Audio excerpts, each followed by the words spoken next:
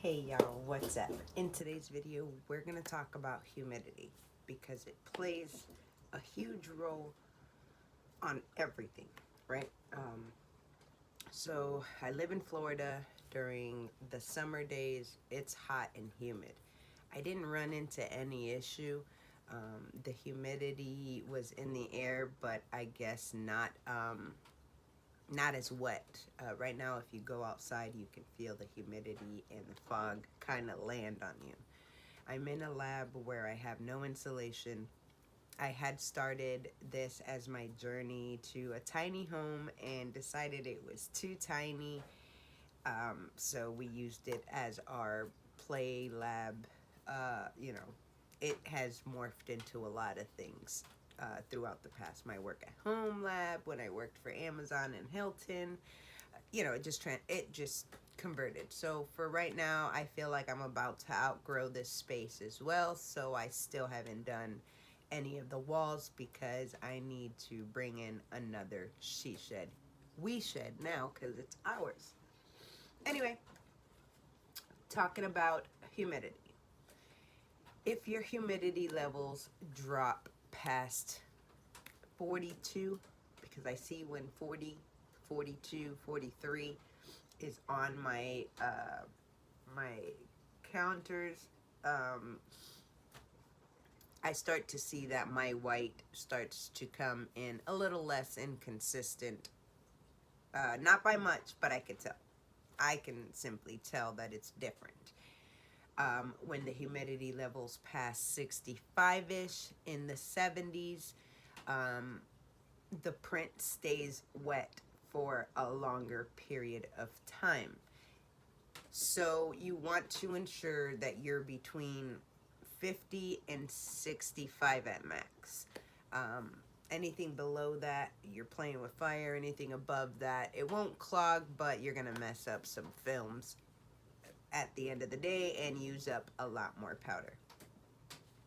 So I have been factoring in a lot of things, and I've come to the conclusion that if you print with the humidity too low, you're going to get clogs, and you're going to have to do nozzle checks or nozzle cleans after bigger projects, bigger prints, more saturated prints.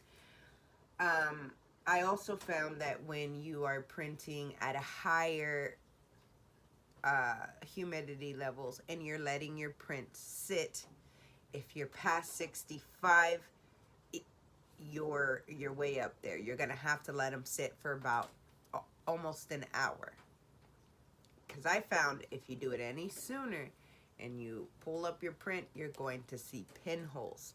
Those are created by humidity. Now, it's also created by heat, but I have narrowed down my heat that I know now that it's not the heat. It's the humidity in the air. When I'm curing, it's this time, 5:30 in the morning. Now I have to wait till about noon thanks to the humidity levels, but I was getting pinholes and I'm wondering why. Played around with all kinds of temperatures, still getting the pinholes. When I started to actually look at my lab humidity, it was up there. So mind you, if the lab is up there, imagine what it is outside. Imagine when you're letting your prints just sit and wait. The humidity is still landing on your prints. When you powder them and you let them sit, the humidity is landing on the powder. You don't see it, but if you get yourself some, these were from DTG Pro, this will tell you the temperature and the humidity levels. Fairly simple, doesn't cost a lot. DTG Pro has them. Right now it's at 68, and what I originally started doing here this week is I'll print everything I need to print up until 10 o'clock in the morning. Then I'll turn on my dehumidifier and I'll get it down into the 40s while my prints are sitting. I'll let it sit in the 40s for about 10-15 minutes and then I'll cure them. Let me explain that the lower in the 50s that you get to, and you powder them and you cure them immediately, there's no issue. But if the humidity is too high and uncontrolled, you have to let them sit. So I have tested it, okay? It's hard to print when the levels are low. But if you get them low enough to where your ink looks like it's almost dry when it's coming out the printer, you're good to go. Again, it's okay for it to be wet. I do want to bring a print. Excuse my attire, I'm looking like a hot mess. This print has been sitting overnight. And it looks super wet. As you see the gloss, it looks really wet, as if it just came out of the printer. But earlier today, my humidity levels were at 76. So before I powder them, I'm going to turn on the dehumidifier and dehumidify the room to the 40s. And that's because I'll have over 50 to 60 prints to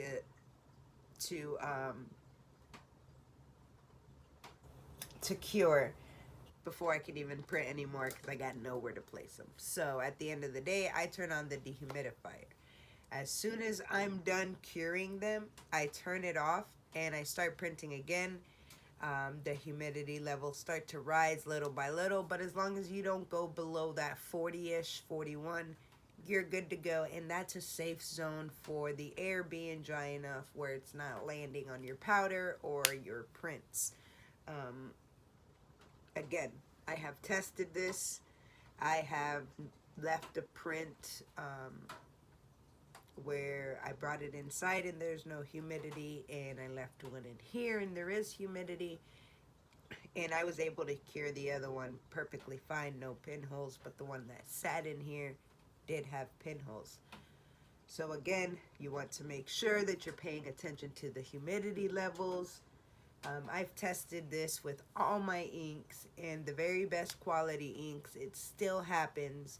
There was one ink, well, not just one, there was a couple, two from overseas, one from the US, that clogged regardless. Even at 80% humidity, it was clogging, which is not supposed to clog at that high. It's just supposed to be watery. So in a sense, I hear that if it's too cold or too hot in a room, it can clog. Yes, but that factors in with the humidity. I've had my lab be 88 degrees on a summer day, and the humidity was pretty low and no issues. I've had where it's the same temperature, but the humidity was high and the issues started kicking in.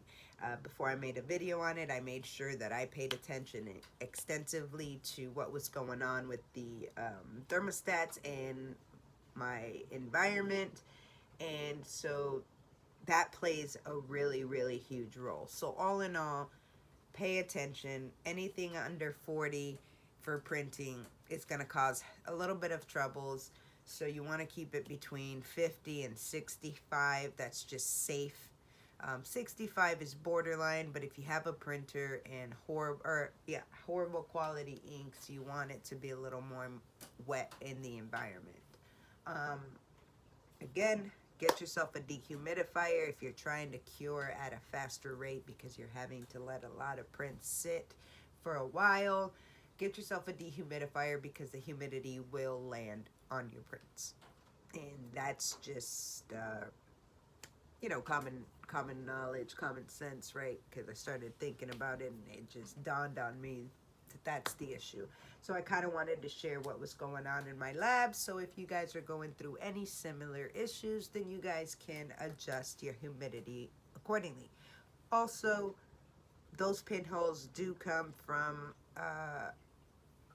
the bottom of your pan or top of your oven being too hot, meaning a centralized or a located heat spot in that area.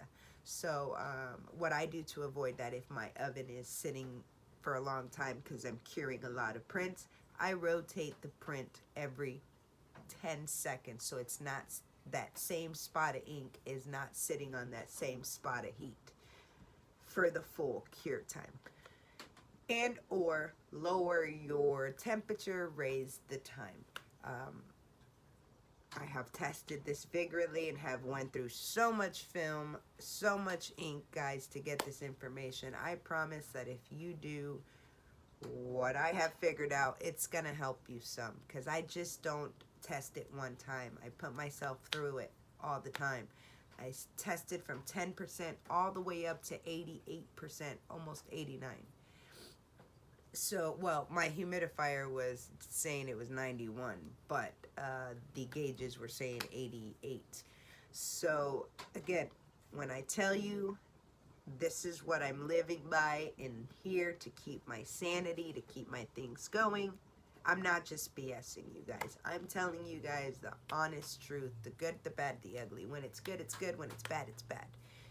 When you start to pay attention to these things, the process gets easier and easier and easier. I can look at a print and know which color is clogged at this point for so many times that I've been through it. Many people can vouch that they have sent me a print and tell me that their color doesn't look the same, and I tell them that their color is missing. When they do a nozzle check, it sure is. So again, I'm in here labbing it up every day for 18 hours minimum in a day. Trust me when I tell you that I'm here to get you the very best accurate information with the most amount of printers I can, so that way that gives me the option to be able to help every person in the event that they have one or the other. That's my goal, is to touch as many printers as you guys can get your hands on, so that way I can help troubleshoot everyone. But anyway, guys, if you like the information on the video, please like, comment, subscribe, share, because the information needs to be told. If it was useful for you, it can be useful for someone else. DTF right now, it's we're all in trial and error, so the more people that can get our minds together and our testing together, the better we can make this work, right? All right, guys, thanks for sharing. It's 5:30 in the morning. I need my bang. I just wanted to share that because I get a lot of the same questions, and the common denominator is humidity and heat. So let me know, guys, if you've started testing and you made adjustments and you see a difference. Let us know. Thanks.